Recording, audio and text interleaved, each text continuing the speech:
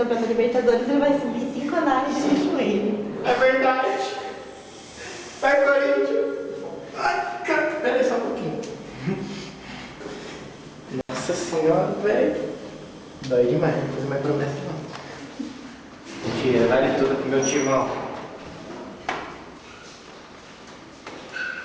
Tem gente curiosa aqui olhando. Você tá vendo? Tá querendo saber se o brasileiro vai roubar aqui.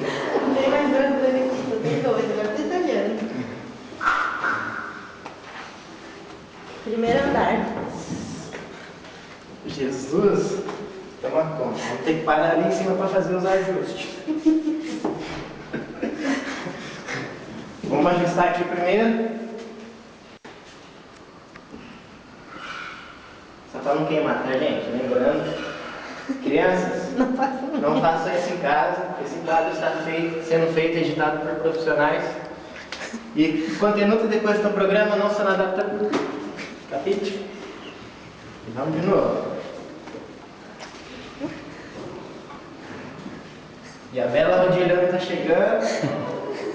Tá querendo rodilhar aqui. Segundo andar, faltam 3. Vai, Corinthians! Sua não.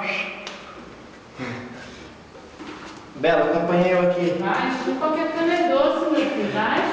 É o esforço que a gente faz, nosso time, sabe, de coração. Ó. Vai, Corinthians. Vou pagar promessa de joelho. Vai, Dirceuzinho. Tá foda. Olha, Bela, tu fica quieta. Tá doendo tudo minhas pernas.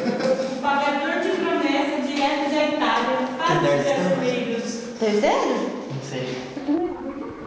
É a nova versão do Ministério da Globo, pagador de promessa. Filma essa romena aqui, gente, por favor. A Bela rodilhando. Essa é a Bela Rodiliana, ela é brasileira, habita em Londres, é cidadã italiana, só que ela é da Romênia. Tá perto, não sou brasileira. Desde 1971 sou nata italiana mesmo. Todos nós aqui, italianos, Nossa, que mais. E tá foda, gente. Já são 2 minutos e 34 de peregrinação. É. Tem que descer de 4, viu? De 104 aos cambal. Vai, Corinthians. Estamos chegando no último andar. Pagador de promessa. E eu faço de novo, se o Corinthians ganhar o Mundial. E vai ganhar, se Deus quiser. Aí você vai lá em Pirataia, no Cristo Redentor de Pirataia, que foi meu bisavô que fez isso. Nossa, é louco. Cheguei nela, ó. Vai lá pegar a campanha dos italianos aqui e vamos descer, gente.